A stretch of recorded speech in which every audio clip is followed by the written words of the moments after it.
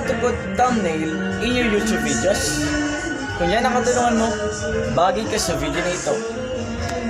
Ang una lang po natin gagawin is punta sa Chrome, then search the YouTube site, youtube.com. At kung mapapansin nyo dito is hindi po siya naka-desktop. So ang gagawin natin, click nyo lang po itong tatlong tuldok sa taas.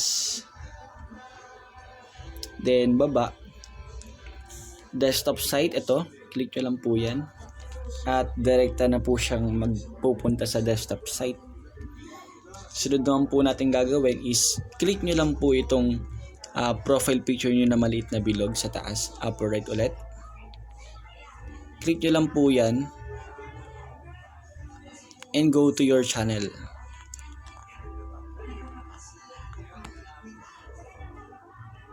At kung pili lang po kayo kung saan po yung gusto nyong i-upload ng thumbnail, pero ito yung i-upload po natin, yung recent video po natin, click nyo lang po yan. At mapapansin nyo po dito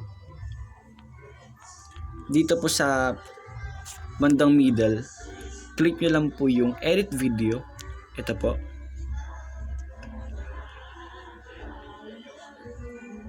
Yan, edit video, at mapupunta po tayo sa mismong pag-e-editan po niya. Medyo matagal lang po guys. Then ito na po yung makikita po ninyo.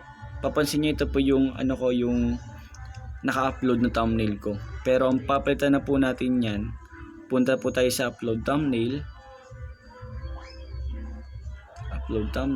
then pili lang po kayo ng isang picture na gusto nyo pong ipapalit sa naka-upload na picture po doon. Ito po yung napili ko. And then done. At para mai-save, hindi pa po yan save, para ma-save po, click nyo lang po itong save at okay na po yun. Pero meron pa po tayong pangalawang way para magpalit po ng thumbnail. Kung meron po kayong YouTube Studio, punta lang po kayo sa YouTube Studio app. Click nyo lang po yung recent video po, or kung anong video ang gusto nyong lagyan ng thumbnail. Ito po yung lalagyan ko. Tigil McDonald's, at punta lang po kayo sa pencil na icon. Click nyo lang po yan para mag-edit po. Then edit thumbnail, custom thumbnail, at pili po kayo ng isang picture na gusto nyo pong i-upload o palitan ng thumbnail. Ito po, thank you McDonald's, at konting adjust lang po. Then select at save video.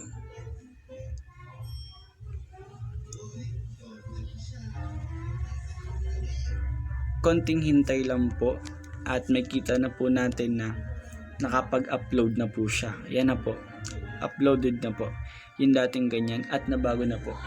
So yun guys, kung may natutunan kayo, at I hope na may natutunan nga po kayo, kindly subscribe my YouTube channel at mag-like na rin po kayo para mas okay na rin po. Salamat po sa inyong suporta, at God bless everyone. Have a nice day po.